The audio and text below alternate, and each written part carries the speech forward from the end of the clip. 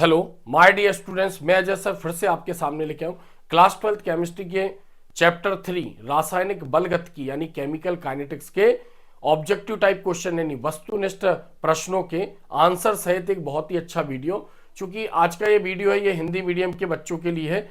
इसके पहले मैंने इंग्लिश मीडियम के कंटेंट सारे अपलोड किए हैं। इंग्लिश मीडियम के जो बच्चे हैं अंग्रेजी माध्यम के, वो बिल्कुल भी परेशान मत हो। लगभग उनका 95% कंटेंट मैं अपलोड कर चुका हूं। 5% में कुछ और वीडियो मुझे बनाना है, भी 2-4 वीडियो, तो हो सकता है कल या परसों में मैं एक बहुत ही अच्छा वीडियो डालूंगा। तो आप बिल्कुल परेशान मत होइए। जो वीडियो मैंने पहले डाल रखे उनकी प्रिपरेशन आप कर लीजिए, क्योंकि वीडियो तो चैनल पर है, आप कभी भी देख सकते हैं। तो अपना मन खराब मत कीजिए आप। और मेरे वीडियो को लगातार जो मैंने डाले हैं, बहुत अच्छे वीडियो अपलोड किए, बहुत अच्छे कंटेंट, कहीं ना कहीं आप पढ़ते होंगे तो आपको भी लगता होगा कि नहीं, बहुत ही सिंपल लैंग्वेज के साथ और इंपॉर्टेंट क्वेश्चनों के साथ मैंने आपको एक्सप्लेन किया है। बस आपका फर्ज एक इतना बनता है कि आपके साथ जो हिंदी मीडियम के बच्चे कनेक्टेड है एमपी बोर्ड के, तो प्लीज़ आप उनको लिंक शेयर कीजिए। उनको भी बताइए कि भैया अगर मोबाइल का यूज़ कर रहे हैं, इंटरनेट की सुविधा है और आपको लगता है केमिस्ट्री टफ लगती है, क्या पढ़ना है कैसे पढ़ना है, तो उनको आप चैनल के बारे में बता सकते हैं और बता सकते हैं कि हम भी इससे तैयारी कर रहे हैं, आप भी तैयारी करो। तो ये हमारा फर्ज बनता है। अब वो नहीं करे तो एक अलग मैटर। तो कहीं ना कहीं हमें हिंदी मीडियम के बच्चों की भी हेल्प करनी है ताकि उनके भी मार्क्स बहुत अच्छे एग्जाम में आए। तो इसके पहले भी हिंदी मीडियम के 2 वीडियो मैं अपलोड कर चुका हूं। एक तो चैप्टर 1 विलियन का सॉल्यूशन और एक चैप्टर 2 इलेक्ट्रोकेमिस्ट्री विद्युत रसायन का। इसके पहले मेरे चैनल पे जो वीडियो अपलोड है वो इंग्लिश मीडियम के, और शुरुआत में मैंने हिंदी मीडियम के भी वीडियो डाले थे, तो आप चैनल में देख सकते हैं। परेशान होने की जरूरत नहीं है, क्योंकि प्ले लिस्ट में क्लियरली, यानी अगर मैं बता दूं आपको कैसे आइडेंटिफाई करेंगे, अगर जो वीडियो है उसका अगर जो थंबनेल है यानी उसका जो कवर पेज है, अगर वो इंग्लिश में लिखा है इसका मतलब इंग्लिश मीडियम का वीडियो है, और अगर उसके ऊपर हिंदी में लिखा है इसका मतलब वो हिंदी मीडियम का वीडियो है। और नहीं तो प्ले लिस्ट में जाके भी देख सकते हैं, जो हिंदी में लिखा हुआ है वो उसमें हिंदी मीडियम के कंटेंट है केमिस्ट्री के, और जो इंग्लिश में उसके इंग्लिश मीडियम के कंटेंट केमिस्ट्री के हैं। तो आज हम समझने वाले हैं क्लास 12th केमिस्ट्री के चैप्टर 3 रासायनिक बलगतिकी केमिकल काइनेटिक्स इसका नाम है। और एमपी बोर्ड परीक्षा के लिए बहुत बहुत महत्वपूर्ण वस्तुनिष्ठ प्रश्न, उनके आंसर के साथ हम समझेंगे। और 12वीं रसायन विज्ञान 2025 आपका ये पेपर मार्च में पड़ेगा, 17 मार्च को शायद पेपर पड़ेगा आपका ये। तो अभी हमारे पास समय भी है और बहुत अच्छी तैयारी हमारी हो जाएगी। तो पहले हम चैप्टर की बात करते हैं कि चैप्टर है क्या, रासायनिक बलगतिकी होता क्या है। तो रासायनिक बलगतिकी यानी रसायन विज्ञान की वह शाखा जिसके अंतर्गत रासायनिक अभिक्रियाओं की दर को गति या वेग भी बोलते हैं। तो रासायनिक अभिक्रियाओं की दर तथा उनकी क्रियाविधि का अध्ययन किया जाता है, रासायनिक बलगतिकी कहलाती है। यानी रसायन विज्ञान की वह शाखा जिसके अंतर्गत रासायनिक अभिक्रिया की दर यानी रेट ऑफ रिएक्शन, दर को गति या वेग भी बोलते हैं। अभी हम समझेंगे थोड़ा सा 1-2 मिनट का बेसिक। अभिक्रिया की दर और उनकी क्रियाविधि का अध्ययन किया जाता है, रासायनिक बलगतिकी कहलाती है। तो जैसे हम सभी जानते हैं, अगर हमसे किसी ने पूछ लिया कि बताओ रासायनिक अभिक्रिया क्या है या अभिक्रिया क्या है, किसी ने हमसे पूछ लिया कि अभिक्रिया क्या है या रासायनिक अभिक्रिया क्या है, तो चूंकि हम छोटी क्लासों से पढ़ते आ रहे हैं, जब कोई भी एक मतलब कोई पदार्थ है, कोई भी एक्टिविटी के दौरान वो दूसरे पदार्थ में परिवर्तित होता है, उसके गुण चेंज हो जाते हैं, तो बच्चे जनरली यही पढ़ते हैं कि उसे हम रासायनिक अभिक्रिया कहते हैं। और ये सही भी है। तो हम ये कह सकते हैं कि जिस पदार्थ पर वर्क होना है हम उसको बोलते हैं अभिकारक। अब वो कोई परमाणु हो सकता है, वो कोई अणु हो सकता है, या कोई तत्व यौगिक या आयन हो सकता है। तो किसी अभिकारक पर कुछ वर्क किया गया या जो भी एक्टिविटी, तो वो किसमें परिवर्तित हो गया, उसके गुण चेंज हो गए, और वो किसमें परिवर्तित हो गया, उत्पाद में। ऐसा आपने छोटी क्लास में पढ़ा होगा। तो हम ये कह सकते हैं कि किसी पदार्थ का किसी पदार्थ में परिवर्तित हो जाना, तो हम जो पदार्थ पर वर्क हो रहा है उस पर हम बोलते हैं अभिकारक, यानी अभिकारक का उत्पाद में परिवर्तन। इसको हम क्या बोलते हैं, इसको बोलते हैं हम अभिक्रिया, यानी रासायनिक अभिक्रिया। अब अभिकारक ने कितना समय लिया उत्पाद में परिवर्तित होने में या उत्पाद बनाने में, तो जो उसने टाइम लिया उस समय को बोलते हैं हम दर बोल सकते हैं, उसको क्या बोल सकते हैं, वेग। यानी रसायन विज्ञान की वह शाखा जिसके अंतर्गत रासायनिक अभिक्रिया की दर, गति या वेग और उनकी क्रिया विधि, तो दर बोल सकते हैं, वेग बोल सकते हैं और इसको हम गति बोल सकते हैं, तो कितने समय में वो अभिकारक उत्पाद में परिवर्तित हुआ है, इसको बोलते हैं हम अभिक्रिया की दर। और अभिक्रिया अभिकारक का उत्पाद में परिवर्तन, तो ऐसे इससे रिलेटेड ये चैप्टर है, अभिकारक का उत्पाद में परिवर्तन। तो हम पढ़ने वाले हैं इसके बहुत ही बारीकी से क्वेश्चन। फर्स्ट क्वेश्चन हम यहां पर देखते हैं, जो भी इसमें बेसिक्स लगेगा हम उसको भी समझेंगे। तो पहला क्वेश्चन है यहां पर, रासायनिक अभिक्रिया की दर, समझ में आ गया होगा। अभिकारक का उत्पाद में परिवर्तन अभिक्रिया, रासायनिक अभिक्रिया, और परिवर्तन में लगा समय। जैसे मान लो कोई कागज है, अब कागज को हम जलाने वाले हैं, यानी कागज को हम जलाने वाले, तो कोई पेपर है जैसे कागज है, अब हम इसको जलाने वाले हैं, तो अब चूंकि जलेगा तो इसको ऑक्सीजन चाहिए जलने के लिए, तो हम कागज का क्या कर रहे हैं, दहन करने वाले हैं, उसको हम जलाने वाले हैं और हमें मालूम है जलेगा तो ऑक्सीजन की उपस्थिति में जलेगा। हम ये भी जानते हैं जलाने के पहले कि जब वो जलेगा तो राख बनाएगा, क्या बनाएगा, राख, यानी ऐश, राख बनाएगा। तो कागज यहाँ पर अभिकारक है और जो राख है वो क्या है, यहाँ पर उत्पाद है। तो जब कागज जलेगा और राख बनेगी तो हम क्या बोलेंगे, अभिकारक उत्पाद में परिवर्तित होने लगा। एक समय ऐसा आएगा जब क्रिया प्रारंभ नहीं करी तो हमारे पास जो भी कागज था उसको हमने 100% मान लिया, और चूंकि जब हमने उसे जलाया नहीं लेकिन राख बनने वाली है तो चूंकि जलाया नहीं तो यानी 0% राख है। अब जब हम उसको जलाएंगे तो इसका परसेंटेज कम होगा और राख का परसेंटेज बढ़ेगा। एक समय ऐसा आएगा कि कागज जो होगा वो 0% हो जाएगा और राख 100% हो जाएगी। अब ये प्रोसेस कितने समय में हुई है, यानी कागज से राख बनने में कितना कागज लिया हमने, कितना समय लिया उसने राख बनने में, उस समय को बोलेंगे हम दर, गति या वेग। तो एक बहुत ही एक मतलब सिली टाइप का एग्जाम्पल लेके हमने इसको समझाए, लेकिन चूंकि हमें चैप्टर समझ में आना चाहिए, अब उसके पीछे मोटिव कुछ भी हो, तो यहाँ पर हमने सिंपल एक उदाहरण के साथ हमने उसको समझा। तो ये अभिकारक था, वो उत्पाद था, कितना समय लगा अभिकारक को उत्पाद में परिवर्तित होने में। तो चलो हम आगे बढ़ते हैं। क्वेश्चन नंबर 1 यहां पर हम समझेंगे, रासायनिक अभिक्रिया की दर अभिकारकों के खाली स्थान पर निर्भर करती है। तो हम जानते हैं अभिक्रिया कब तक चलेगी, अभिक्रिया क्या है, अभिकारक का उत्पाद में परिवर्तन। तो कब तक उत्पाद बनेगा, जब तक अभिकारक होगा तब तक ही उत्पाद बनेगा। तो हम बोल रहे हैं कि रासायनिक अभिक्रिया की दर किस पर निर्भर है, तो हम यहां पर बोलेंगे कि सक्रिय द्रव्यमान, यानी सक्रिय द्रव्यमान वर्ड यहां पर हम यूज कर सकते हैं। ये वर्ड हम यहां पर यूज करेंगे, अभिकारक के सक्रिय द्रव्यमान। अब सक्रिय द्रव्यमान क्या है, ऐसा कहा जाता है जितना अभिकारक लिया जाता है हो सकता है वो पूरा उत्पाद में परिवर्तित नहीं हुआ हो। जैसे मैंने बोला 100% अभिकारक लिया है लेकिन हम बोले 90% ही उत्पाद बना है, या 10% क्रिया नहीं करी, या हो सकता है कुछ मात्रा उसकी वातावरण में चली गई, या जो भी हम उसको कह सकते, जितना हमें कंटेनर में मिला उतना हमें मिला नहीं जितना हमारा अभिकारक था। तो हम ये कह सकते हैं कि अभिकारक की जो मात्रा क्रिया करेगी उसको हम बोलते हैं सक्रिय द्रव्यमान, और जो क्रिया नहीं करेगी उसको बोलते हैं हम निष्क्रिय द्रव्यमान। तो रासायनिक अभिक्रिया की दर अभिकारकों के खाली स्थान पर निर्भर होती है। सक्रिय द्रव्यमान हम लिख सकते हैं यहां पर हम लिख सकते थे सांद्रण भी लिख सकते, तो सांद्रता भी लिख सकते थे, लेकिन सांद्रण और सांद्रता यहां पर सही वर्ड नहीं होगा कि अभिकारकों के सांद्रण पर निर्भर करती है, या अभिकारकों के मोलर सांद्रण पर निर्भर करती है, या अभिकारक की सांद्रता पर निर्भर करती है। तो इस वर्ड का हमें यूज करना चाहिए कि जब तक अभिकारक रहेगा तब तक उत्पाद बनता रहेगा, और जितना अभिकारक एक्टिव रहेगा उतना उत्पाद बनता रहेगा। तो रासायनिक अभिक्रिया की दर अभिकारकों के सक्रिय द्रव्यमान पर निर्भर होती है। ये आंसर इसका सही है। तीव्र रासायनिक अभिक्रिया, अब हमने पढ़ा है चूंकि जो अभिक्रियाएं होती हैं उनको उनकी दर, गति या वेग के आधार पर 3 भागों में बांटा गया है। दर गति, जैसे हम बोलते हैं कि 2 अभिकारकों को मिलाया और तुरंत उत्पाद बन गया, तो बोलेंगे ये बहुत तीव्र अभिक्रियाएं हैं, यानी हम ऐसा कह सकते हैं कि 1 सेकंड से पहले ही उत्पाद बन गया, तो इसको बोलते हैं तीव्र रासायनिक अभिक्रियाएं। कभी कभार ऐसा होता है कि अभिकारकों को मिलाया और बहुत धीरे धीरे उत्पाद बन रहा है, उसको बोलते हैं अति मंद अभिक्रियाएं। और कुछ ऐसा होता है कि अभिकारकों को मिलाया और ना वो ज्यादा तीव्र हुई ना ज्यादा मंद हुई, मीडियम गति से हुई, जिनको बोलते हैं हम सामान्य अभिक्रियाएं। तो तीव्र अभिक्रियाएं कुछ सेकंड में ही कंप्लीट हो जाती हैं।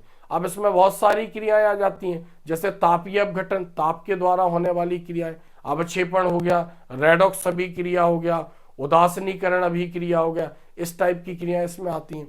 और जो सामान्य अभिक्रियाओं में आती हैं वो जिनमें सहसंयोजी बंध होता है यानी उपसहसंयोजी बंध होता है, उसमें आती हैं क्रियाएं। यानी जो तीव्र अभिक्रियाएं आती हैं वो आयनिक बंध जिनमें होता है, यानी इलेक्ट्रॉनों के स्थानांतरण से जो बंध बनता है। मैं इसलिए बता रहा हूं कि चैप्टर हो सकता है आप पढ़ भी रहे हो तो कहीं ना कहीं कॉन्सेप्ट से आपके चैप्टर भी, उसके कॉन्सेप्ट आपके क्लियर हो जाएंगे। तो ठीक है, ये तो छोटा सा इसका आंसर ही बताना है हमें, लेकिन कॉन्सेप्ट क्या लग रहा है इसमें वो भी हमें पता होना चाहिए।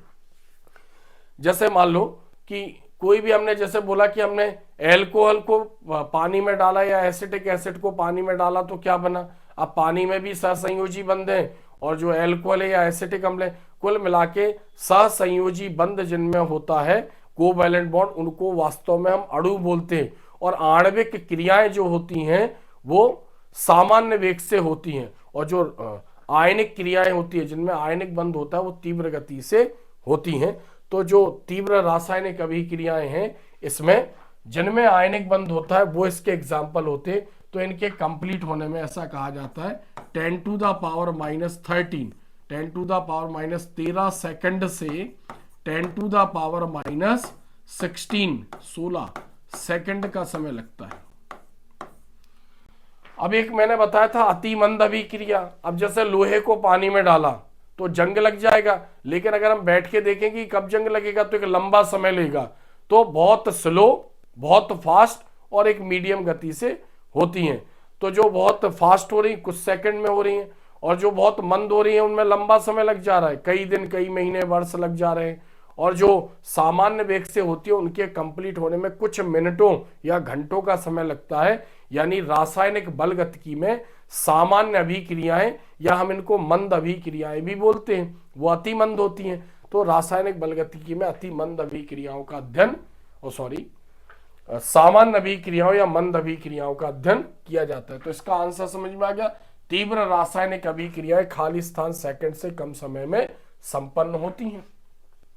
तो कितने में संपन्न होगी? 10 टू द पावर -13 से 10 टू द पावर -16 सेकंड। इसको ध्यान रखना है, 0 है। नेक्स्ट देखते हैं विकिरण।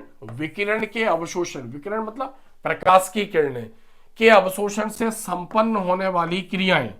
मतलब कुछ क्रियाएं ऐसी होती हैं जो प्रकाश की उपस्थिति में होती हैं। तो प्रकाश की उपस्थिति में होने वाली क्रियाएं, अब चूंकि उसको घुमा दिया गया, प्रकाश वर्ड दे देते तो बच्चे को आंसर पता चल जाता है। तो प्रकाश वर्ड का यूज ना करके यानी विकिरण का यूज किया गया रेडिएशंस। विकिरण मतलब रेडिएशंस। तो विकिरण के अवशोषण से संपन्न होने वाली क्रियाएं कहलाती हैं प्रकाश रासायनिक अभिक्रियाएं। क्या बोलेंगे हम इसको? प्रकाश रासायनिक अभिक्रियाएं। प्रकाश रासायनिक अभिक्रियाएं।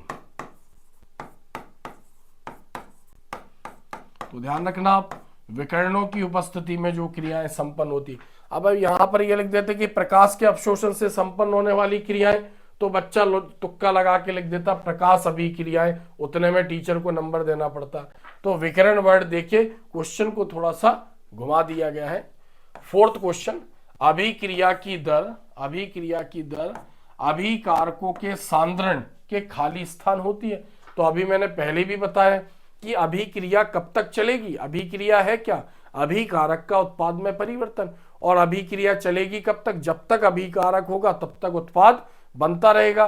तो अभिक्रिया की दर सीधे अभिकारक की सांद्रता के समानुपाती होती है। तो यहां पर जो वर्ड आएगा वो क्या आएगा? समानुपाती। समानुपाती होती है। जब तक अभिकारक रहेगा तब तक उत्पाद बनता रहेगा। तो डायरेक्ट क्या लिखेंगे हम? अभिक्रिया की दर अभिकारकों के सांद्रण के समानुपाती होती है। अभिक्रिया की दर अभिकारक का उत्पाद में परिवर्तन और परिवर्तन में लगा समय। नेक्स्ट 5th, वह कारक जिस पर प्रथम कोटि की अभिक्रिया का वेग स्थिरांक निर्भर होता है, वेग स्थिरांक निर्भर होता है, खाली स्थान कहलाता है। तो इसमें भी क्या आना है, इसका भी आंसर आएगा अभिकारक की सांद्रता, अभिकारक की सांद्रता, अभिकारक की सांद्रता। तो इसका आंसर भी क्या है, अभिकारक की सांद्रता। हमने पढ़ा भी है, प्रथम कोटि अभिक्रियाएं वे रासायनिक अभिक्रियाएं जिनमें अभिक्रिया की दर अभिकारक की सांद्रता के प्रथम घात के समानुपाती होती हैं, प्रथम कोटि की अभिक्रिया कहलाती है। तो इसको भी थोड़ा सा घुमा दिया गया है कि वह कारक जिस पर प्रथम कोटि की अभिक्रिया का वेग स्थिरांक निर्भर होता है, अभिकारक की सांद्रता। वैसे इसमें एक और वर्ड यूज होता है, अभिक्रिया का ताप, अभिक्रिया का ताप, अभिक्रिया का ताप। तो हम ये दोनों वर्ड इसमें यूज कर सकते थे, लेकिन एक बहुत बड़ा ऑब्जेक्टिव हो जाएगा इसका आंसर, इसलिए अभिकारक की सांद्रता भी अगर कोई लिख देता है तो भी बच्चे को इसमें पूरे नंबर मिल जाएंगे। तो वह कारक जिस पर प्रथम कोटि की अभिक्रिया का वेग स्थिरांक, अब देखो वेग यहां पर दर बोल सकता है, वेग बोल सकता है, गति बोल सकता है, तो वेग स्थिरांक निर्भर करता है, अभिकारक की सांद्रता कहलाती है। नेक्स्ट यहां पर क्वेश्चन है छठवां, अभिक्रिया में भाग लेने वाले अणुओं की कुल संख्या को, तो अभिक्रिया में भाग लेने वाले अणुओं की कुल संख्या को, तो यहां नॉर्मल पूछ रहा है, क्योंकि एक ये भी होता है अभिक्रिया की कोटि में भी हम ये कहते हैं कि कितने अणु भाग ले रहे हैं, और अणु संख्यता में भी बोलते हैं कितने अणु भाग ले रहे हैं। तो अणु संख्यता और अभिक्रिया की कोटि में ये अंतर है कि अणु संख्यता में कोई समीकरण देखकर, कोई अभिक्रिया देखकर हम ये बता सकते हैं कि अभिकारक के कितने अणु उत्पाद में बना रहे हैं। अब कंडीशन कुछ भी अप्लाई हो, यानी वो क्रिया हो रही हो या नहीं हो रही हो, डजंट मैटर, क्योंकि अणु संख्यता एक सैद्धांतिक पद है और अभिक्रिया की कोटि एक प्रायोगिक पद है। तो अभिक्रिया की कोटि में अभिकारक के सांद्रण में परिवर्तन होता है, उसकी सांद्रता में परिवर्तन होता है। तो एक प्रायोगिक पद, एक सैद्धांतिक पद है। तो जनरली वो पूछ रहा है कि किसी संतुलित रासायनिक अभिक्रिया में, जो हम बचपन से पढ़ते आ रहे हैं, छोटी क्लासों से 9th-10th से, किसी क्रिया को देख के अगर हमें दिख गया कि अभिकारक के आगे कोई संख्या नहीं है, इसका मतलब अभिकारक का एक अणु है, अभिकारक के आगे संख्या 2 है, तो बोलेंगे हम उसके 2 अणु हैं। या फिर 2 अलग अलग प्रकार के अणु क्रिया कर रहे हैं, तो भी बोलेंगे हम 2 अणु क्रिया कर रहे हैं। उनके आगे नंबर है तो उनके नंबर काउंट कर लेते हैं, अभी हम इसको बताएंगे। तो अभिक्रिया में भाग लेने वाले अणुओं की कुल संख्या को अणु संख्यता कहते हैं। क्या कहते हैं हम? अणु संख्यता, अणु संख्यता। या हम इसकी जगह एक और वर्ड यूज कर सकते थे, आणविकता, आणविकता। तो किसी रासायनिक अभिक्रिया, इसकी परिभाषा भी एग्जाम में पूछते, शॉर्ट नोट्स में भी आता है और ये अंतर में भी आता है, अभिक्रिया की कोटि और अणु संख्यता में अंतर लिखो। क्वेश्चन आंसर के भी वीडियो में बनाऊंगा। तो अभिक्रिया की अणु संख्यता किसी संतुलित रासायनिक अभिक्रिया में, किसी संतुलित रासायनिक अभिक्रिया में भाग लेने वाले अणुओं की कुल संख्या को अणु संख्यता या आणविकता कहते हैं। और ये एक सैद्धांतिक पद है, यानी थ्योरेटिकल डेटा है, क्रिया को देखकर ये हमें पता चल जाता है। और इसका मान सदैव पूर्णांक होता है, 1, 2, 3। अगर अभिक्रिया में 1 अणु भाग ले रहा है तो बोलेंगे अणु संख्यता 1 है, अभिक्रिया में 2 अणु भाग ले रहे हैं तो बोलेंगे अणु संख्यता 2 है, और 3 अणु भाग ले रहे हैं तो बोलेंगे अणु संख्यता 3 है। तो क्लियर है यहाँ अभिक्रिया में भाग लेने वाले अणुओं की संख्या। जैसे मान लो मैंने बोला कि PCl5 है, PCl5 है, इसको गर्म करेंगे तो क्या बनाएगा ये? PCl3 + Cl2 बनाएगा। PCl5 मतलब फॉस्फोरस पेंटाक्लोराइड को गर्म किया तो PCl3 और Cl2 बना। अब इसके आगे कुछ लगा नहीं है। अब इसमें कंडीशन क्या अप्लाई है उससे भी हमें लेना देना नहीं है, ये पॉसिबल है कि नहीं है उससे भी लेना देना नहीं है। बस क्रिया में हमें दिख रहा है कि हाँ PCl5 टूट गया, तो हम बोलेंगे PCl5 के आगे कोई संख्या नहीं है, तो बोलेंगे इसका 1 अणु भाग ले रहा है। अगर हमने जैसे यहाँ लिखा होता कि H2 + I2, H2 + I2 आपस में क्रिया करके HI बना रहे हैं, चूंकि इनके दोनों के परमाणु की संख्या 2 है, तो बोलेंगे H2 का 1 अणु I2 यानी आयोडीन के 1 अणु से क्रिया कर रहा है, तो कितने अणु भाग ले रहे हैं? 2 भाग ले रहे हैं, तो बोलेंगे इसकी अणु संख्यता 2 है। लेकिन अगर मान लो हम ऐसा लिखते हैं कि nitric oxide, NO, nitric oxide के 2 अणु क्रिया कर रहे हैं ऑक्सीजन के 1 अणु से और क्या बना रहे हैं NO2, नाइट्रोजन डाइऑक्साइड और नाइट्रोजन परऑक्साइड। तो यहां अभिकारक के कितने अणु भाग ले रहे हैं? टोटल 3 ले रहे हैं, 1 ऑक्सीजन और 2 NO, तो बोलेंगे 3 अणु भाग लेने, इसलिए इसकी अणु संख्या 3 है। तो इसको बोलते हम सैद्धांतिक पद यानी सिंपल थ्योरेटिकल डेटा। जो क्रिया में दिख रहा है कितने अणु भाग ले रहे हैं वो इसकी अणु संख्या कहलाएगी। तो अभी क्रिया में भाग लेने वाले अणुओं की कुल संख्या को अणु संख्या या आणविकता कहते हैं। नेक्स्ट क्वेश्चन हम देखते हैं, क्वेश्चन नंबर 7। इसके पहले हमने ये पढ़ा है 6वां क्वेश्चन। क्वेश्चन नंबर यहां पर हम 7वां देखते हैं। अणु संख्या, मैंने बताया अणु संख्या को आणविकता भी कहते हैं। अणु संख्या सदैव पूर्णांक होती है, सदैव पूर्णांक होती है, यानी इसकी वैल्यू 1 2 3 हो सकती, इसका मान कभी भी शून्य नहीं होता है, तो एक पूर्णांक। तो अणु संख्या सदैव खाली स्थान होती है, पूर्णांक होती है। 8वां, अभिक्रिया दर की इकाई। अब अभिक्रिया दर की इकाई क्या है? अब चूंकि हम जानते हैं, इसको समझते हैं।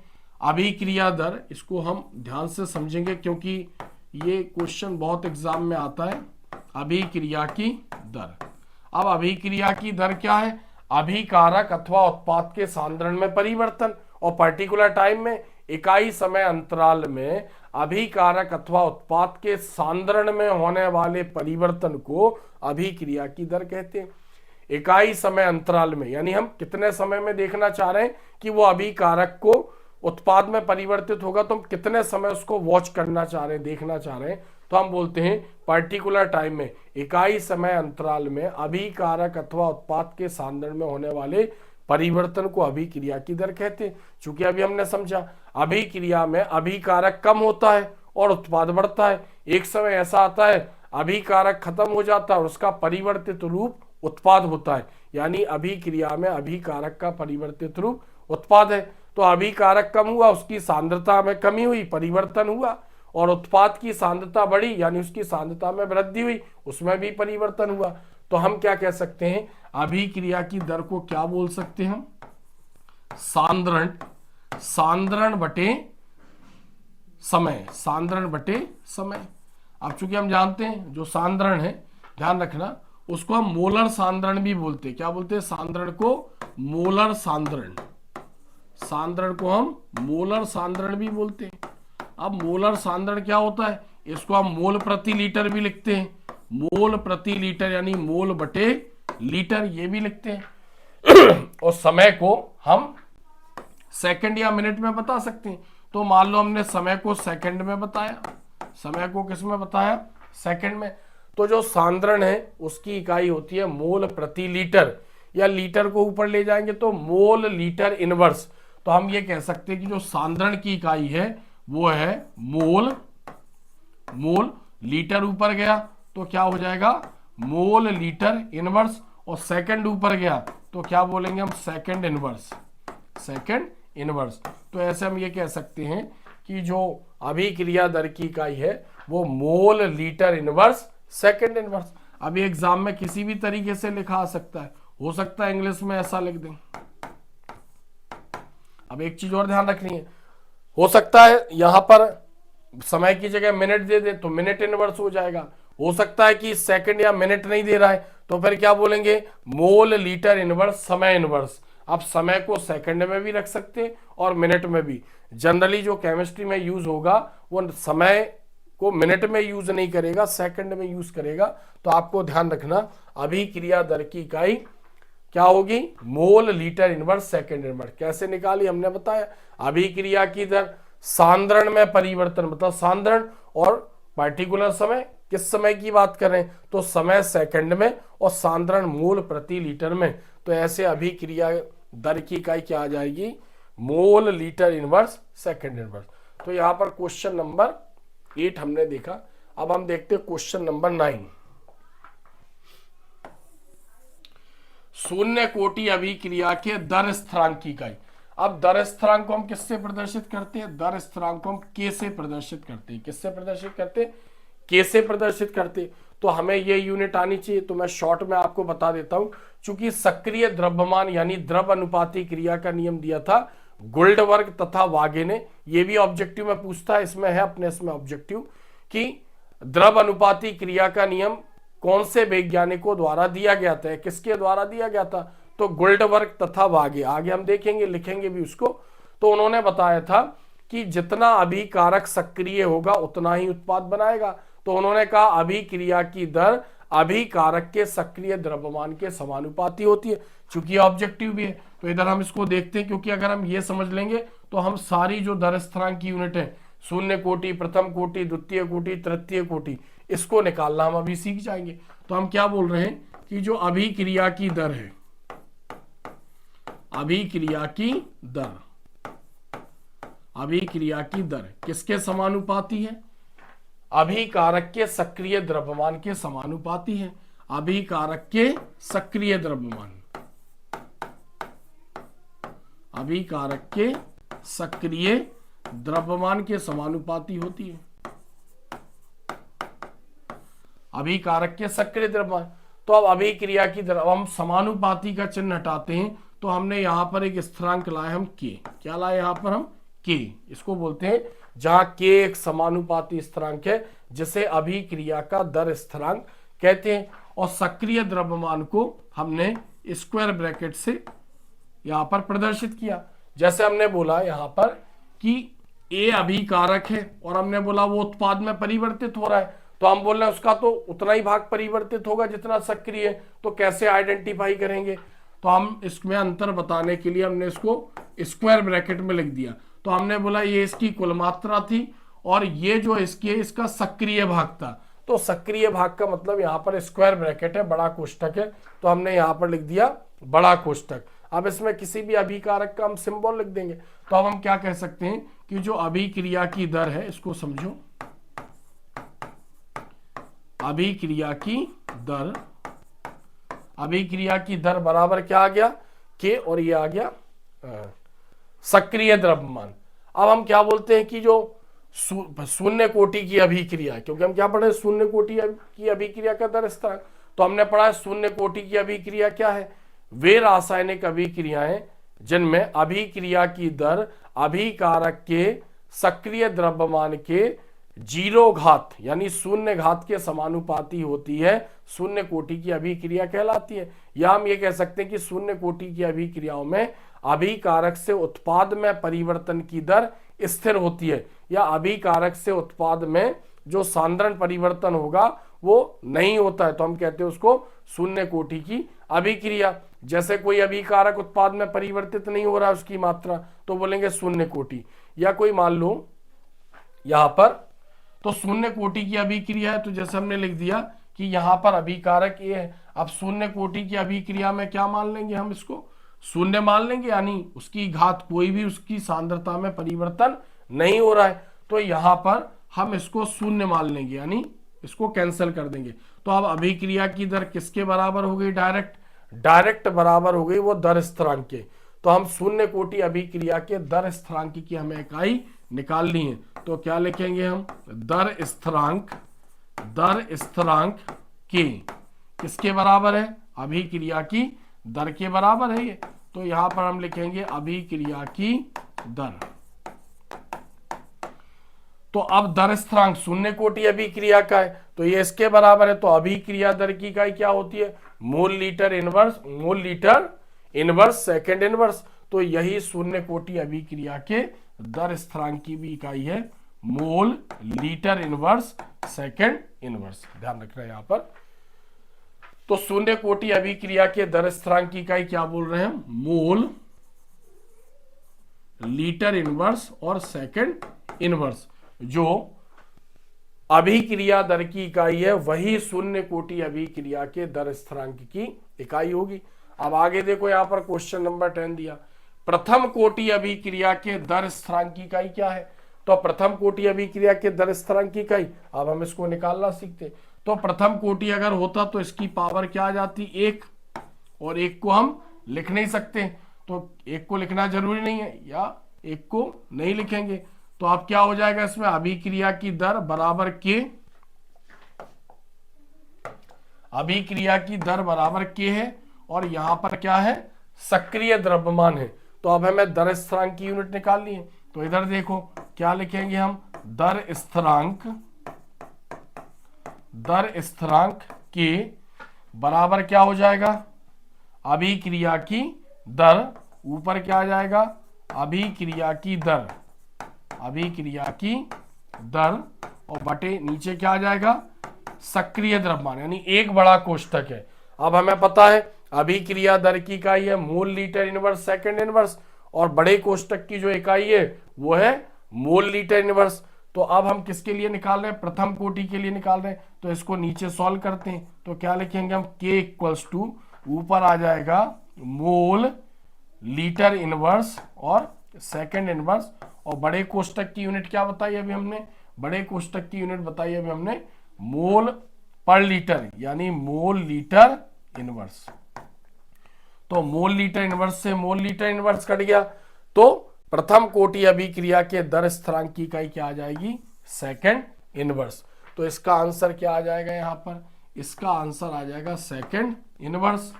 अब द्वितीय कोटि अभिक्रिया के दर स्थिरांक की इकाई क्या है, अब द्वितीय कोटि अभिक्रिया के दर स्थिरांक की इकाई कैसे चलेगी, ध्यान रखना, यहाँ पर द्वितीय कोटि यानी पावर कितनी हो जाएगी इसकी, पावर 2 हो जाएगी। तो पावर 2 हो जाएगी तो बड़े कोष्ठक की पावर भी क्या लगा देंगे, 2 लगा देंगे। तो इसकी पावर भी हम 2 लगा देंगे, 2 लगा देंगे तो एक मोल लीटर इनवर्स से मोल लीटर इनवर्स कट जाएगा, ऊपर बचा सेकंड इनवर्स और इसकी पावर 2 थी, तो नीचे बचेगा मोल लीटर इनवर्स। मोल ऊपर जाएगा तो मोल इनवर्स, और लीटर ऊपर जाएगा तो लीटर का इनवर्स समाप्त हो जाएगा। यानी हम यहां बोलेंगे इसकी इकाई mole inverse litre second inverse. ऐसे भी ध्यान रख सकते हैं, सेकंड के पहले क्या था, mole litre inverse second inverse, second के बाद क्या आएगा, ध्यान रखना, मोल पर इनवर्स लग जाएगा, लीटर का इनवर्स खत्म हो जाएगा और सेकंड पर इनवर्स रहेगा। तो इसको हम ऐसे याद रख सकते हैं कि अभिक्रिया दर की भी इकाई यही है, शून्य कोटि अभिक्रिया के दर स्थिरांक की भी इकाई है, प्रथम कोटि की सेकंड इनवर्स है, और द्वितीय कोटि में क्या होगा, ऐसे ध्यान रखना कि जो शून्य कोटि की होगी यानी मोल के ऊपर इनवर्स लीटर का हट जाएगा और सेकंड के ऊपर इनवर्स आ जाएगा। फिर क्या बोल रहे हैं हम, तृतीय कोटि अभिक्रिया के दर स्थिरांक की इकाई। तो इसको कैसे याद रखेंगे, चूंकि जो द्वितीय कोटि थी यहां पर क्या करेंगे, मोल -2, यानी मोल के ऊपर क्या लगा देंगे, -2, और लीटर क्या हो जाएगा, स्क्वायर हो जाएगा और सेकंड इनवर्स हो जाएगा। क्यों, तृतीय कोटि में क्या आ जाएगा, इसकी पावर 3 आ जाएगी, इसकी पावर 3, तो यहां पर भी इसकी पावर 3 आ जाएगी। तो ऊपर क्या है, mole litre inverse second inverse, और नीचे मोल लीटर इनवर्स की पावर 3, तो एक से एक कट जाएगा, तो नीचे 2 मोल की पावर 2 आ जाएगी और लीटर की पावर -2। तो मोल ऊपर जाएगा तो उसकी पावर -2 में कन्वर्ट हो जाएगी। तो ऐसे हमें इसको ध्यान रखना है, शून्य कोटि अभिक्रिया के दर स्थिरांक की इकाई वही होगी जो अभिक्रिया दर की होगी, यानी mole litre inverse second inverse. तो शून्य कोटि की भी mole litre inverse second inverse, क्योंकि शून्य कोटि में अभिक्रिया की दर डायरेक्ट दर स्थिरांक के बराबर हो जाती है। प्रथम कोटि में क्या हो जाएगा, यानी उसकी नीचे एक सांद्रता आ जाएगी और उससे मोल लीटर इनवर्स कट जाएगा अभिक्रिया के दर के मोल लीटर इनवर्स से, तो सेकंड इनवर्स।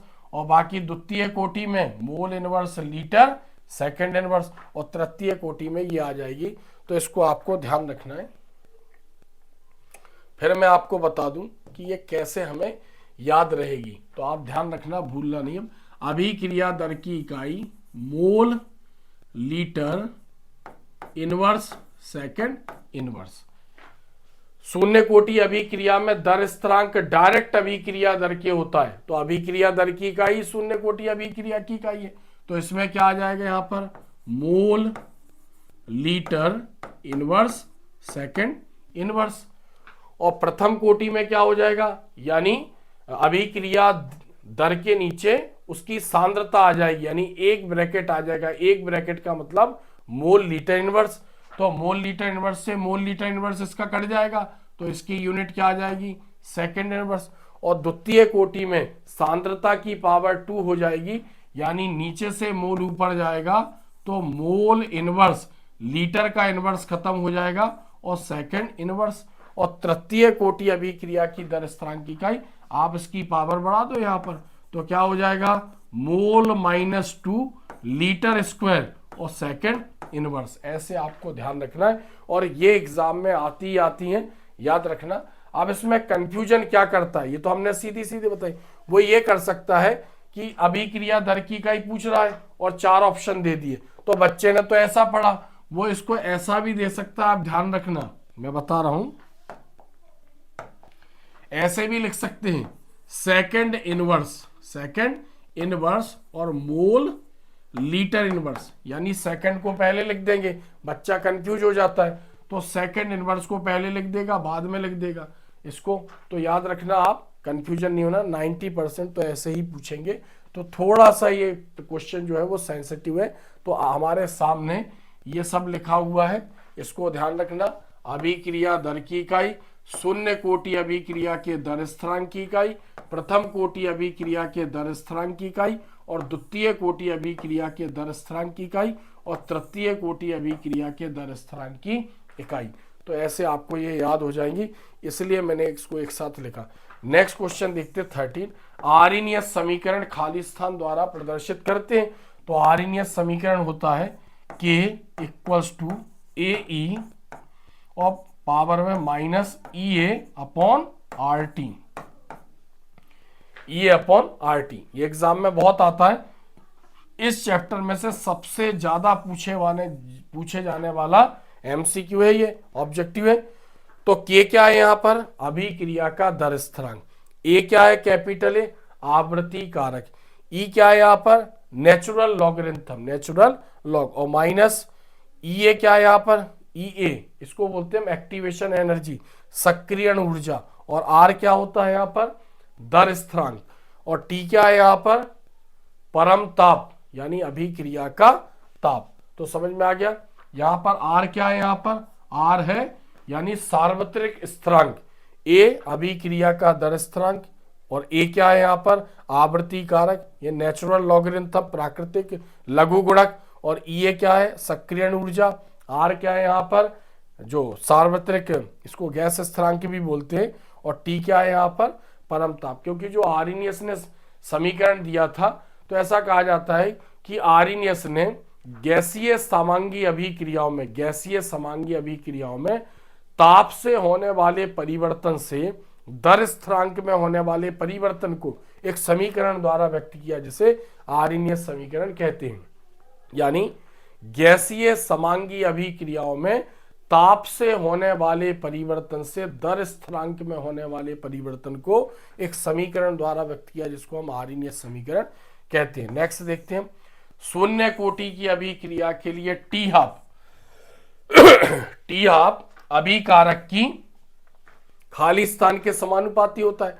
तो हमने शून्य कोटि अभिक्रिया का एक व्यंजक पढ़ा होगा, शून्य कोटि अभिक्रिया क्या है, उसके दर समीकरण की व्युत्पत्ति, फिर शून्य कोटि अभिक्रिया में उसके लिए अर्धायु काल का व्यंजक निकाला होगा। तो उसमें हमने ये निकाला था कि टी हाफ समानुपाती ए। अब ए क्या है यहाँ पर, इनिशियल कंसंट्रेशन, प्रारंभिक सांद्रता। तो टी हाफ किसके समानुपाती है, जो टी हाफ है वो किसके समानुपाती है, यानी शून्य कोटि अभिक्रिया के लिए जो टी हाफ है अभिकारक की ए क्या मानते हैं हम, प्रारंभिक सांद्रता। तो प्रारंभिक सांद्रता, तो यहां पर आंसर क्या आएगा हमारा, प्रारंभिक सांद्रता। प्रारंभिक सांद्रता के समानुपाती होता है। नेक्स्ट क्वेश्चन देखते हैं हम, क्वेश्चन नंबर 15, क्वेश्चन नंबर 15, प्रथम कोटि अभिक्रिया के अर्धायु काल का सूत्र, या सूत्र की जगह ऐसा लिख सकता है व्यंजक लिखिए, सूत्र या उसका व्यंजक, मतलब प्रथम कोटि अभिक्रिया के अर्धायु काल का सूत्र। तो हमने जब इसको पढ़ा होगा, तो चूंकि जो प्रथम कोटि अभिक्रिया है इसमें भी पूरी डेरिवेशन है, यानी प्रथम कोटि अभिक्रिया क्या है और इसके दर समीकरण या समाकलित दर समीकरण की व्युत्पत्ति कीजिए। तो प्रथम कोटि अभिक्रिया के जो अर्धायु काल का सूत्र है वो हमने पढ़ा है t half equals to 0.693 upon k. तो पहले हमने पढ़ा है प्रथम कोटि अभिक्रिया क्या है, समाकलित दर समीकरण, और समाकलित दर समीकरण से उसका अर्धायुकाल निकाला है। तो ये ऑब्जेक्टिव बहुत एग्जाम में पूछा जाता है, t half equals to 0.693 upon k. तो ये क्या है यहाँ पर, प्रथम कोटि अभिक्रिया का अर्धायुकाल, और के क्या है यहाँ पर, अभिक्रिया का दर स्थिरांक। चूंकि इसमें प्रारंभिक सांद्रता कहीं आ नहीं रही है, इसलिए हम यहाँ पर बोलते हैं कि जो प्रथम कोटि अभिक्रिया का अर्धायुकाल है वो अभिकारक की प्रारंभिक सांद्रता पर निर्भर नहीं होता है, उसके दर स्थिरांक के व्युत्क्रमानुपाती होता है, यानी inversely proportional of rate constant of first order reaction. Next यहां पर देखते हैं 16वां, प्रथम कोटि अभिक्रिया का समाकलित दर समीकरण। तो समाकलित दर समीकरण के बाद वो निकलता है, तो समाकलित दर समीकरण में बताता हूं यहां पर आपको इसको हटा देते हैं पहले।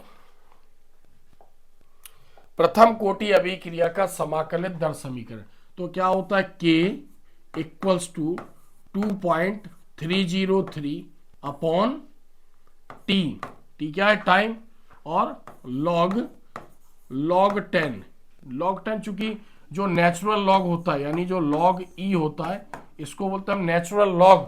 तो जब इसको कन्वर्ट करते हैं हम इसमें, तो जो इसकी वैल्यू आती है 2.303 और log 10, ये इसकी वैल्यू आती है। नेचुरल लॉग को जो प्राकृतिक लॉगरिथम होता है उसको 10 के बेस में कन्वर्ट करते हैं, ये फॉर्मूला आता है, और a upon a minus x ये आएगा।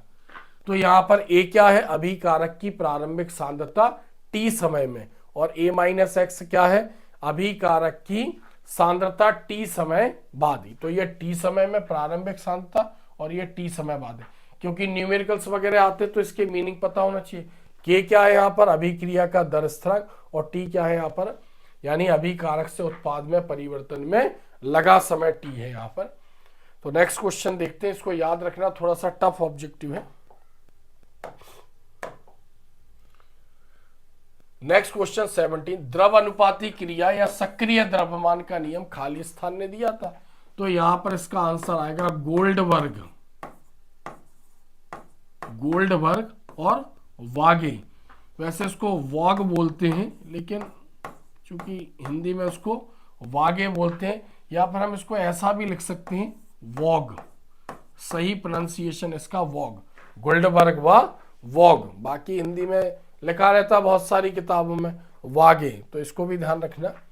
सक्रिय द्रव्यमान, द्रव अनुपाती क्रिया या सक्रिय द्रव्यमान का नियम। तो इन्होंने क्या बताया था, अभिकारक उतना ही उत्पाद में परिवर्तित होगा जितना सक्रिय होगा।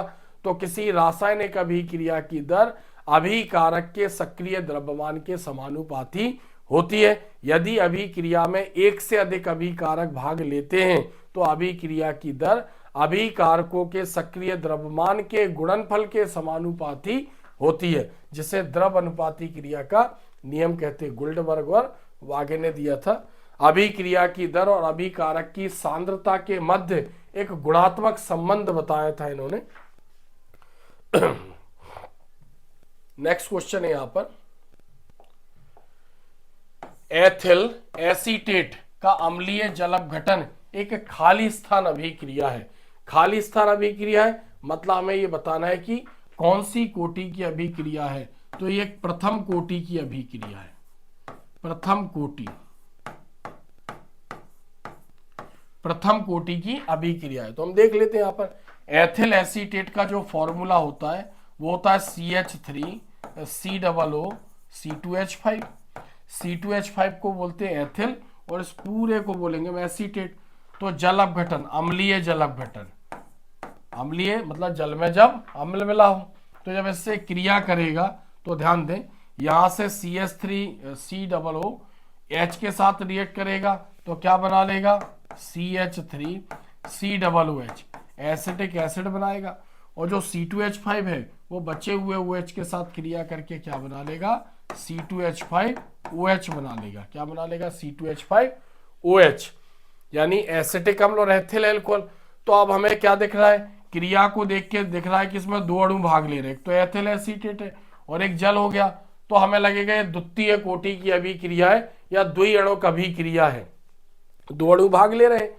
तो लेकिन यहां पर कहा जाता है कि जो जल की सांद्रता बहुत ज्यादा होती है, तो जल की मात्रा में कोई परिवर्तन नहीं होता है ज्यादा, केवल इसका अपघटन हुआ है यहां पर, इसलिए हम बोलते हैं कि इसका अपघटन हुआ है, तो यह एक प्रथम कोटि की अभिक्रिया है। वो एक अलग बात है कि जल से क्रिया कर रहा है, लेकिन कोटि हम क्या बोल रहे हैं, अभिकारक की सांद्रता में परिवर्तन अभिक्रिया की कोटि है। तो अब जल की मात्रा बहुत ज्यादा होती है, इसलिए उसकी मात्रा में सांद्रता में कोई परिवर्तन नहीं के बराबर होता, इसलिए बोलते हैं कि केवल एक ही अणु उत्पाद में परिवर्तित हो रहा है, इसलिए हम उसको बोलते हैं प्रथम कोटि की अभिक्रिया। तो एथिल एसीटेट का अम्लीय जल अपघटन एक प्रथम कोटि की अभिक्रिया है। अब यहां पर हम देखते हैं क्वेश्चन नंबर 19। यदि K बराबर, K क्या है, दर स्थिरांक, इतना दिया है, सेकंड इनवर्स है, तो प्रथम कोटि अभिक्रिया का अर्ध आयुकाल क्या होगा। यानी चूंकि न्यूमेरिकल है, लेकिन यह भी ऑब्जेक्टिव में आता है।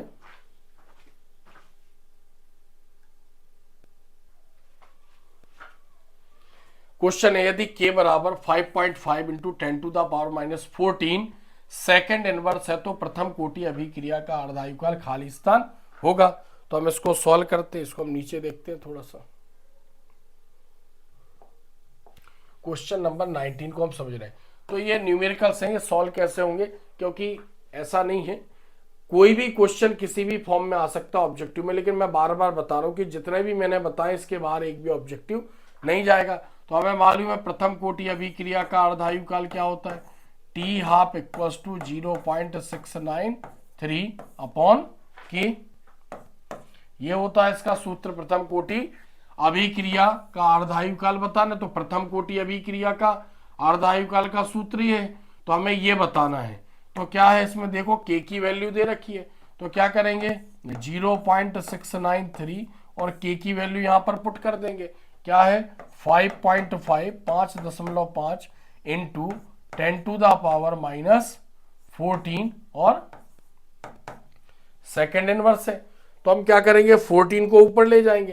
तो इसकी हम आगे की स्टेप देखते हैं, यानी T12 = 0.693 अपॉन 5.5 को नीचे रहने देते हैं, 5.5 इंटू, और जो 10 टू द पावर -14 है ऊपर जाएगा, तो उसका साइन चेंज हो जाएगा, 10 टू द पावर 14 हो जाएगा। आप 5.5 को इससे डिवाइड करेंगे तो 0.126 करके देख लेना आप, इतना आएगा, इंटू 10 टू द पावर 14। अब चूंकि पावर प्लस में और डेसिमल 1 के पहले, तो डेसिमल को राइट साइड ले जाना है, तो हमने सार्थक अंक पढ़े 11th क्लास में, तो हमें इसके डेसिमल को यहां ले जाना है। तो क्या हो जाएगा 1.26 इंटू, तो इसमें इसकी पावर जो है पॉजिटिव कम हो जाएगी, तो 10 टू द पावर 14 से क्या हो जाएगा 13 हो जाएगा। तो T12 = 1.26 into 10 to the power 13, और चूंकि सेकंड इनवर्स ऊपर जाएगा तो क्या हो जाएगा, सेकंड हो जाएगा। तो इसका आंसर क्या आएगा, ये इसका आंसर आएगा 1.26 into 10 to the power 13 second. एक बार आप इसको देख लो,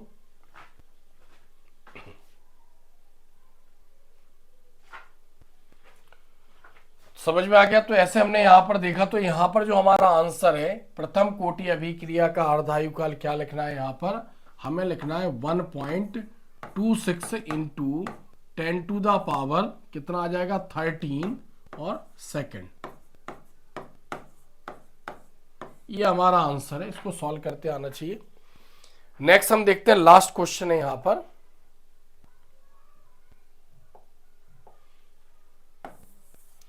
एक प्रथम कोटि की अभिक्रिया 16 मिनट में 75% पूर्ण होती है, तो 50% पूर्ण होने में लगा समय खाली स्थान होगा। यानी 16 मिनट में 75% पूर्ण होती है, तो 50% पूर्ण होने में कितना समय लगेगा, इसको हमें बताना है। अब चूंकि अब आप देखो, यानी इस टाइप के क्वेश्चन भी ऑब्जेक्टिव में पूछे जाते हैं, तो इसको हमें सॉल्व करना है, तो हम इसको सॉल्व करते हैं। तो ये प्रथम कोटि अभिक्रिया के समाकलित, अब चूंकि न्यूमेरिकल तो है नहीं, तो हम इसको किसी भी तरीके से यानी शॉर्टकट में सॉल्व कर लेंगे। तो इस पर प्रथम कोटि अभिक्रिया का समाकलित दर समीकरण लगेगा। तो क्या है समाकलित दर समीकरण, के इक्वल्स टू 2.303 अपॉन टी और लॉग ए अपॉन ए माइनस एक्स, ये है। तो हम क्या करेंगे, पहले हम इसको सॉल्व करेंगे इस पोर्शन को। तो यहाँ पर 75% क्रिया पूर्ण हो गई 16 मिनट में, मतलब हम इस वाले पोर्शन को सॉल्व करेंगे तो के निकल आएगा, दर स्थिरांक निकल आएगा। तो हम यहाँ पर क्या लिखेंगे, के इक्वल्स टू 2.303 और टाइम कितना दिया है 16 मिनट, यानी टी क्या है वहां पर 16 मिनट। और यहाँ पर लॉग ए को क्या मान लेंगे, प्रारंभिक सांद्रता, वो बोल रहा है 75% पूर्ण हो गई, तो प्रारंभिक सांद्रता यानी ए प्रारंभिक सांद्रता है, तो हम इसको मान लेंगे कि प्रारंभिक सांद्रता ए क्या है यहाँ पर 100 है, तो यहाँ पर हम लिख देंगे 100 अपॉन, यहाँ पर भी ए की जगह क्या लिख देंगे 100, और एक्स क्या है, एक्स क्या है जो मतलब एक पर्टिकुलर समय में उत्पाद में परिवर्तित हो गया, तो एक्स तो यहाँ पर दे ही रहा है 75%, तो 100 माइनस 75, तो यहाँ पर x क्या दे रहा है 75। अब हम इसको सॉल्व करते हैं, तो क्या हो जाएगा k इक्वल्स टू 2.303 अपॉन 16 और लॉग इसको सॉल्व करेंगे तो ये आ जाएगा 100, इसको लेस करेंगे तो 25, इससे ये कट जाएगा, यानी 4 टाइम्स चला जाएगा। कितने बार चला जाएगा 4 टाइम्स, तो k इक्वल्स टू 2.303 अपॉन 16 और क्या आ जाएगा यहाँ पर log 4 आ जाएगा। क्या आ जाएगा log 4, हमें मालूम है log 4 की वैल्यू क्या होती है, यानी k इक्वल्स टू 2.303 और 16 और log 4 की जो वैल्यू होती है यहाँ पर इंटू क्या आ जाएगा 0.62, अप्रोक्स इतनी इसकी वैल्यू होनी चाहिए 0.602। इसको सॉल्व करेंगे, सॉल्व करके देख लेना आप, तो यहाँ पर जो k आ जाएगा उसकी वैल्यू 0.087 आ जाएगी, तो हमें k की वैल्यू निकल गई। तो ये हमने 16 मिनट और 75% के लिए सॉल्व कर लिया। अब बोल रहा है 50% कितने समय में सॉल्व मतलब कंप्लीट हो जाएगी, तो फिर इस पर हम यही फॉर्मूला लगाएंगे, 50% के लिए लगाएंगे, तो k equals to 2.303 upon t और log a upon a minus x, log a upon a minus x. तो अब क्या निकालना है हमें, समय निकालना है। क्या निकालना है हमें, समय निकालना है। पहले वाले में समय भी दिया था और कितना परसेंट अभी क्रिया कंप्लीट हो गई, तो पहले इसमें हमने क्या निकाला k निकाल लिया, अब इसमें हमें टाइम निकालना है, t निकालना है। तो क्या लिखेंगे, t को हम यहां पर शिफ्ट कर देंगे, तो क्या हो जाएगा t equals to 2.303 upon k को नीचे ले आए, और लॉग यहाँ पर भी क्या मान लेंगे, प्रारंभिक सांद्रता 100, यहाँ पर भी लग देंगे 100, और यहाँ पर x क्या है 50% का मतलब कंप्लीट हो रही है, तो यहाँ पर लिख देंगे हम 50। तो इसको सॉल्व करेंगे, t इक्वल्स टू 2.303 अपॉन क्या लिख देंगे यहाँ पर k की वैल्यू, k की वैल्यू हम यहाँ पर पुट कर देते हैं।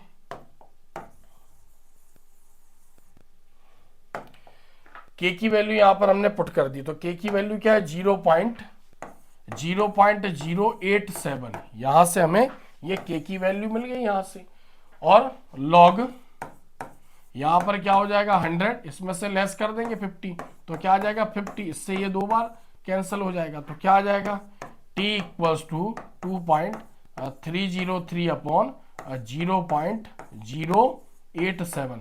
अब log यहाँ पर आ जाएगा log 2, अब log 2 की वैल्यू क्या होती है 0.3010 होती है, तो t equals to 2.303 upon 0.087 into 0.3010। जब आप इसको कैलकुलेट करेंगे, इसको सॉल्व करेंगे, तो इसका अप्रोक्स आंसर जो आएगा वो 8 मिनट के आसपास आएगा। इसको सॉल्व करके आप देख लेना, तो यहाँ पर इसका आंसर क्या होगा 8 मिनट। कितना समय लगेगा इसको कंप्लीट होने में, 8 मिनट का समय लगेगा। तो आप सोचो कि कितने टफ ऑब्जेक्टिव भी आते हैं, तो ये भी कहीं ना कहीं हमें सॉल्व करते आना चाहिए, यानी कैलकुलेशन हमारा बहुत अच्छा होना चाहिए, क्योंकि इसी टाइप के जो ऑब्जेक्टिव हैं कहीं ना कहीं अगर वैल्यू सही अगर आसपास भी आ गई, चूंकि ये जो ऑब्जेक्टिव आएगा या तो ये फिलिंग द ब्लैंक्स में आएगा तो हमें एग्जैक्ट वैल्यू निकाल दी, अगर चूज द करेक्ट आंसर सही विकल्प चुनकर लिखिए अगर आएगा तो बच्चा इस वैल्यू के आसपास भी पहुंच गया तो भी वो सही कर देगा। तो हम यहाँ पर देख रहे हैं किस टाइप से ऑब्जेक्टिव एग्जाम में पूछे जाते हैं। तो ऐसे हमने चैप्टर 3 रासायनिक बल गतिकी के बहुत ही इंपॉर्टेंट ऑब्जेक्टिव यहाँ पर हमने सॉल्व किए हैं। उम्मीद करता हूं कि आपको कहीं ना कहीं कुछ ना कुछ सीखने को मिला होगा।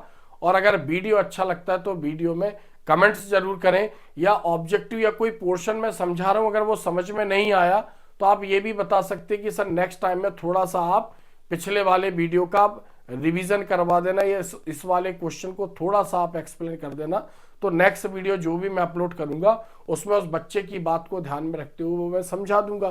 तो ऐसे हमने यहाँ पर 20 ऑब्जेक्टिव समझे, 101%। इन्हीं में से ही ऑब्जेक्टिव बार बार एग्जाम में आते हैं, या फिर जो न्यूमेरिकल्स होते हैं वैल्यू चेंज कर देगा, इसी टाइप के क्वेश्चन एग्जाम में पूछे जाएंगे। तो अगर वीडियो आपको अच्छा लगता है तो अपने दोस्तों को जरूर शेयर करें, कहीं ना कहीं उनकी भी मदद करें। एक इंटेलिजेंट बच्चा है वो बहुत अच्छे नंबर ला सकता है। यानी कई बार जैसे मेरी कोचिंग में कई बच्चे ऐसे रहे कि जो 100 में से आउट ऑफ 100 मार्क्स भी लाए, यानी 70 में से 70, लेकिन टीचरों ने कहीं ना कहीं प्रैक्टिकल में कम नंबर दिए, 30 में 28 दिए, 29 दिए, तो ऐसे उसका 1 मार्क्स कम हो गया, 99 रह गए। ठीक है। या फिर बच्चा 70 में 69 ला रहा है और टीचर ने उसको गवर्नमेंट स्कूल का है तो 30 में से उसको 28 दे दिए, तो ऐसे उसके अप्रोक्स 97 मार्क्स रह जा रहे हैं। तो कहीं ना कहीं बच्चा सब्जेक्ट में अगर अच्छी कमांड है, और चूंकि जो मैं अपनी कोचिंग में पढ़ाता हूँ एज इट इज मैं अपने वीडियो भी वैसे ही बनाता हूं, और मैं ये कह सकता हूं कि कोचिंग के कंपैरिजन में कुछ % अच्छा मैं अपने चैनल पर पढ़ाता हूं।